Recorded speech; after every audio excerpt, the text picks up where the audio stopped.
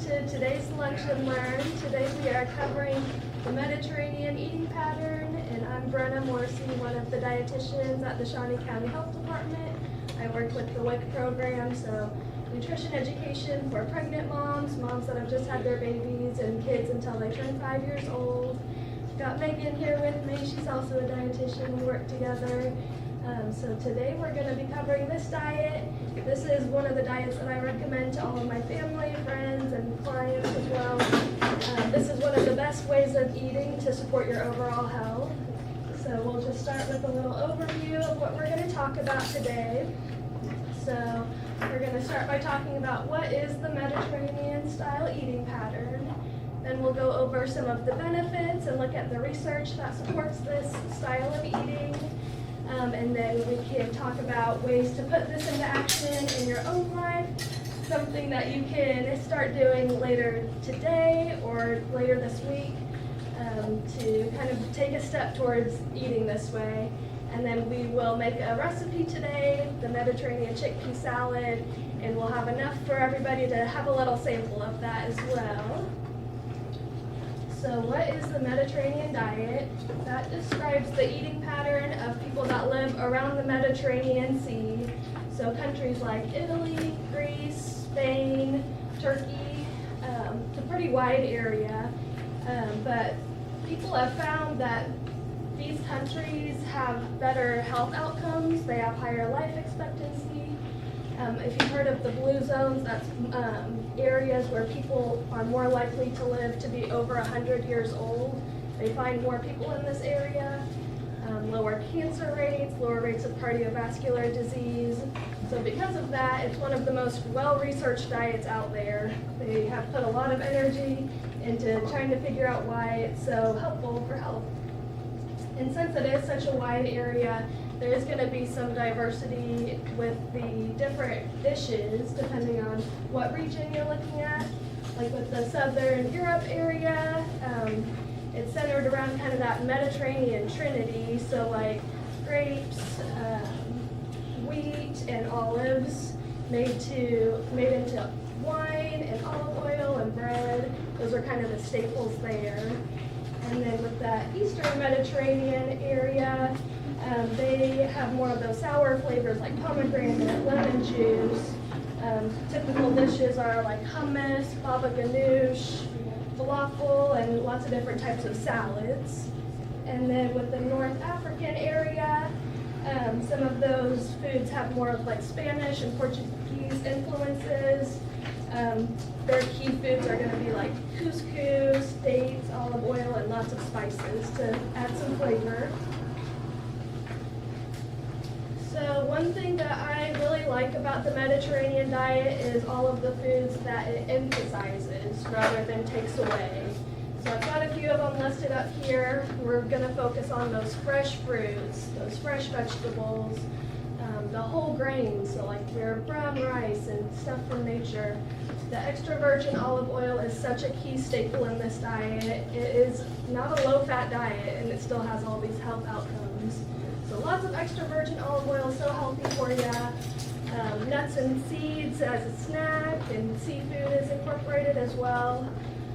So looking at all these foods, you'll notice that they're whole, unprocessed or minimally processed foods, mostly coming from plants. So lots of foods packed full of vitamins, nutrients, minerals, healthy fiber, healthy protein, healthy fats. So lots of good stuff that you're adding into your diet. As a dietitian, I don't really love diets that cut out entire food groups or are super restrictive. Usually that ends up backfiring on people. You know, the motivation wears off, it gets too hard to follow. So trying to think of foods that you can include more of in your diet is the way to go. And naturally, as you add these in, it kind of crowds out some of those other more processed foods. So focusing on what you can add in. And as I move on to the next slide, I want you to think about that, kind of the including versus restricting. Because next I have this Mediterranean diet food pyramid. So it's got all the different food groups that are included. Got some amounts for each of them on that right hand of the screen. Got that red line. If you already are drinking, that would be the way to go, but I wouldn't encourage you to start drinking if that's not something you already do. But we've got the bottom of the pyramid is my favorite part of it, those things that you want to include every day. So making sure that extra virgin olive oil is your staple oil when you're cooking and preparing foods. Lots of fruits, vegetables, whole grains, beans, legumes, nuts and seeds. Those are all going to be your baseline of what you want to include in your diet. And then at the bottom it's got that regular physical activity and hydration, making sure water is your primary drink if you can, that's always the best. So I don't really love the top part of it just because it is including some foods that, I'm definitely having those more in my diet than once a week or very occasionally. Building muscle is really important to me, so I'm having meat every day, and I think that's okay. Maybe it's just a Mediterranean-ish diet for me, but that works. So take what you need from this and leave the part that you don't like if that works for you. So one thing that I will take away from that pyramid is though that it's all those whole unprocessed foods. To kind of simplify it, they came out with this new classification system. I think it was in 2018, researchers in Brazil came up with this, but every food in the world can be grouped into one of these 4 groups. So your group 1 foods are going to be your fresh or minimally processed foods. These are things that you are pulling straight from nature, doing maybe a little bit of cleaning up or cutting up, but not really changing a whole lot and nothing is being added. So you can remove things, so like flour is ground up and that would be okay in that group 1. And then group 2 is your processed culinary ingredients. So those are things that you wouldn't eat on their own, so like sugar, flour, salt, seasonings, stuff like that. Group 3 is going to be processed foods that are a combination of those group 1 and group 2 foods. And those are all great too, healthy. And then group 4 is those ultra-processed foods. These are things that are like formulated in an industrialized situation, additives that aren't supernatural, and you don't really recognize the components from group 1 that they came from. So trying to stick with these group 1 through 3 foods is the way to go. Following the Mediterranean diet, that's just naturally how it would kind of work out. So trying to have about 90% of your diet from those group 1 through 3 foods is going to lead to some good health outcomes.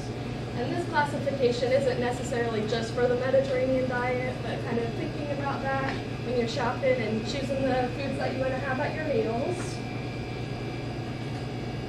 And then with the Mediterranean eating pattern, it is more than just the foods. There is a lifestyle component, so making those healthy choices. I love over in those countries all of the emphasis on community and social gathering, having meals together, sitting down with family at the table. That is so healthy. Also maintaining a physically active lifestyle. So at the base of that pyramid, they had that physical activity and the hydration. Over there, their communities are quite a bit more walkable than we might have here in America, but trying to build that into your routine.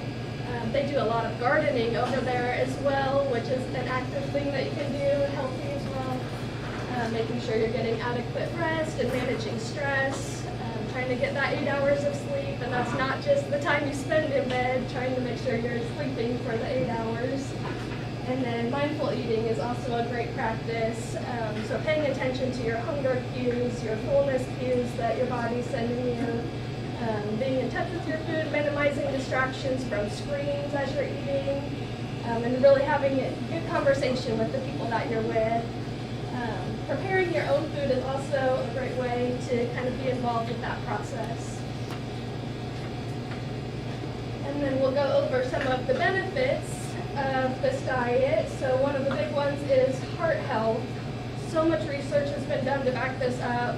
They did a study of 26,000 women and found that people that followed this diet had 25% less risk of developing cardiovascular disease over the course of 12 years. They think this is because of the changes in inflammation, blood sugar, and body mass index. A similar study of women also found 23% lower risk of premature death too. So good things there. For that blood sugar level, there was a study that found that the risk of type 2 diabetes is reduced. It's a diet packed full of healthy foods with fiber that helps stabilize blood sugar levels. So including that's one of those nutrients that's very underconsumed here. So focusing on that. That fiber is also going to help support your gut microbiome that feeds all of the good bacteria in your gut. And then with anti-cancer and cognitive benefits, there's been a lot of interest in these as well. They are looking at like cellular health and looking at the telomere length that indicates life expectancy in the long run. And they found that women who follow this diet have a longer telomere length, which is a predictor of longer life expectancy. Another study found that people that follow this diet are more likely to age healthfully, which they considered living to 70 years or more, having no chronic diseases like type 2 diabetes, kidney disease, lung disease, Parkinson's, cancer, or any major declines in mental health, cognition, or physical function. So people that followed this were 46% more likely to age healthfully, which is significant. That's huge. So a few of the studies I looked at that were interesting, this primary prevention of cardiovascular disease is that major one that studied over 26,000 women. So they gave a couple groups different foods to help with the study. Every week, one group got a liter of olive oil that they used in their diet. Another one was given nuts every week to snack on. And they found that it did reduce the cardiovascular disease risk in older adults. The halo effect is kind of a cool thing. If you start following this diet, they found that people in your household and family members that aren't necessarily following the diet also get the good results too. They found, I think after about 2 years of following the diet, other family members lost 8 pounds more than in the control, which is kind of cool. And then another one kind of compared the Mediterranean diet versus the ultra-processed foods. So that's looking at like those 1 through 3 foods versus the group 4 foods. And it reduced the risk of frailty and then the cardiometabolic diseases in older adults too. Another fun benefit of it is that you can save money. Here are some fun ways. Cooking at home is going to save a lot versus eating out. Kind of choosing your produce based on what is in season. If you can buy in bulk, that helps as well. And you can always shop at the farmer's market to support the local farmers here in town. Adding more beans into your recipes versus the meat can help as well, kind of bulk it up, stretch it out a little bit longer, and you can save money that way. And then growing your own food at home too. When they started studying the diet, they actually called it the peasants' diet, just because it's primarily like foods that the people in Europe would grow themselves and just eat out of what is in their garden, so saves money that way.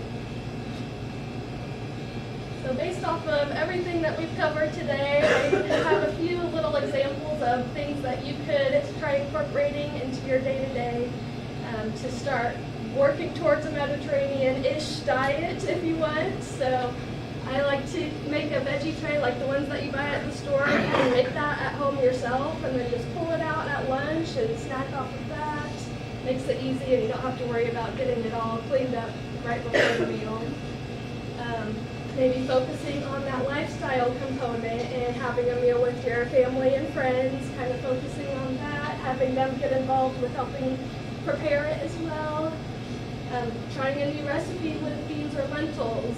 We don't have a whole lot of beans in my family, so maybe that would be something that we could do, incorporating more of those because they are so healthy. Kind of reaching for the nuts or seeds as a snack, or trying a new fruit and vegetable to kind of expand your options. Something you've never tried before. We will go ahead and get started with our recipe. So I do have some recipe cards. I think Megan will help hand those out for me. I'll get some gloves on.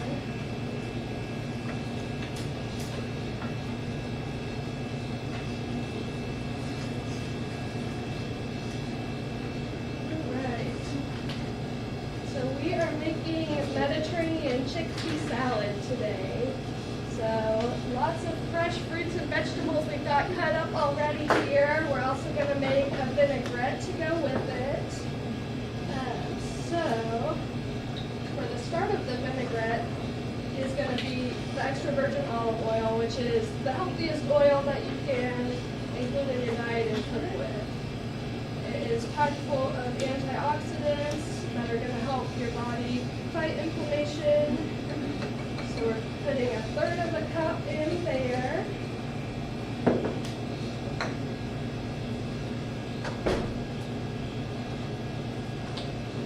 And then we're doing 1/4 cup of lemon juice.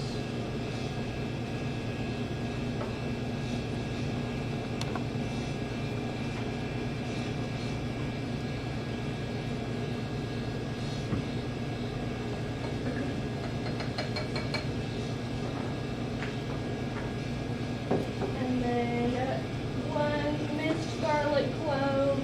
The jar on here says a teaspoon is the equivalent of 1 clove, so we are going with that.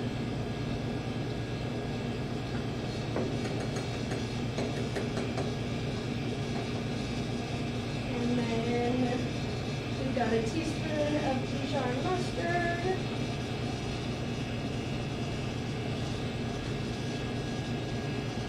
And that opens those chickpeas.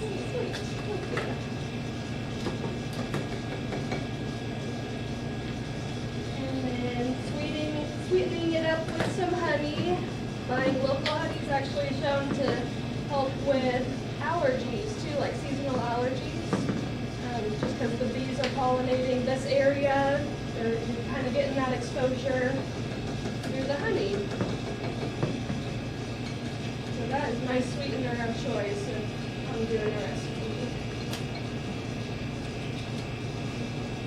Alright, and then we will add a little salt and pepper to season it up.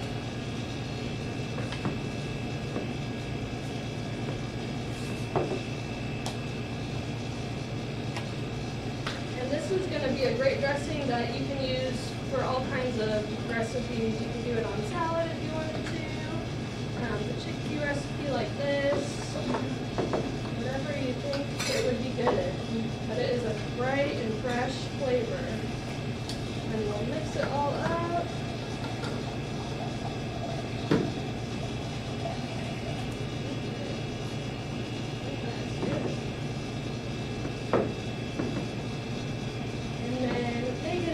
Been helping me chop up some of those vegetables, so we are ready to go.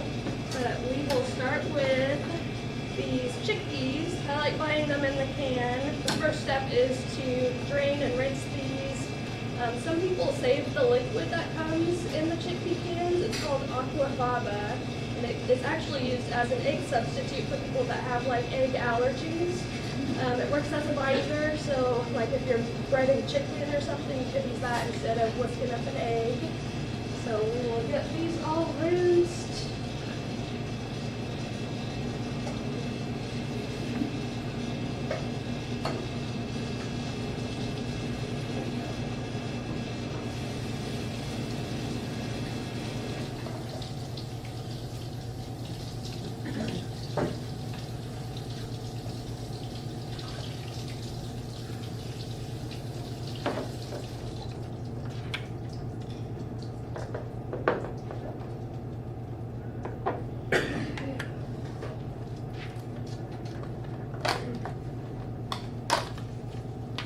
Now that these are all rinsed, we'll throw them in our bowl. We've got some cucumber all chopped up already. 1 cucumber, 1 red bell pepper, 1/4 cup of onions is going in as well, and 1/4 cup of chopped parsley. Get that all in. And then we've got 2 cups of chopped cherry tomatoes. You can actually add as much or as little of the vegetables as you want, but sometimes I like adding a little extra tomatoes personally because that is my favorite. And then, let's see, 4 ounces of feta cheese, and I'm just gonna eyeball this. It's the 6-ounce container, so we'll put about 2/3 of it in. But that is a good cheese.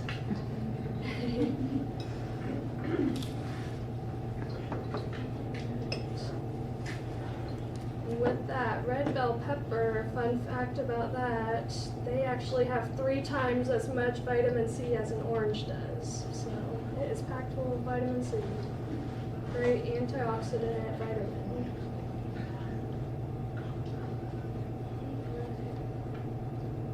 I think that's probably good. Okay. And then got some spoons. We will get that dressing in and stir it all up, and it's good to go. It is so easy. And we'll get samples going around too. Does anybody have any questions for me about Mediterranean diet or nutrition? Sure. I am getting a pushback on some of the beans because I keep hearing that it's high in carbs. Okay. So is there Gotcha. any particular one that might be better recommended? That is a good question about specific types of beans. They do have carbs in them, but they're also packed with fiber and healthy fats. That's going to help kind of with that blood sugar. Is that the concern Yes. there for you? Okay. Yes. My biggest recommendation is going to be pairing that with a protein source and a healthy fat source that helps level out that blood sugar spike that you could get from those carbs. Also going for a walk afterwards or getting the muscles moving, that's going to help with the glucose absorption too. So, do you have any ideas too? Yeah, I would say most beans are probably going to be similar in that they are a higher carbohydrate, but they also have, like she said, the fiber. Some of them have higher protein, which helps with that blood glucose or the glucose absorption. And so I would just watch portions like you do with any other carbohydrate. They are a healthier choice for like a diabetic because of that fiber, but I would still watch portions. Yeah. Sure. Do you guys have a Mediterranean lifestyle cookbook or something that you suggest, or? I don't have a specific cookbook, but the recipe that this comes from is Lisa Byron, and she Okay. has all kinds of good recipes on her website. There's like a Mediterranean diet section that you can go to. Perfect. Yeah. Anyone else? Is the sodium content in the canned beans higher than like bag beans, or? It can be, yeah, but rinsing does help. Yeah, rinsing the beans, I recommend that just in general. It's going to help get most of the sodium out. Yeah. Well, that is all that I've got for you. We'll get some portions going, and you guys, we can start passing those out too. But if any questions come up too, you can come up to me and ask as well. But thanks all, everybody, for coming. Appreciate it. Thank you.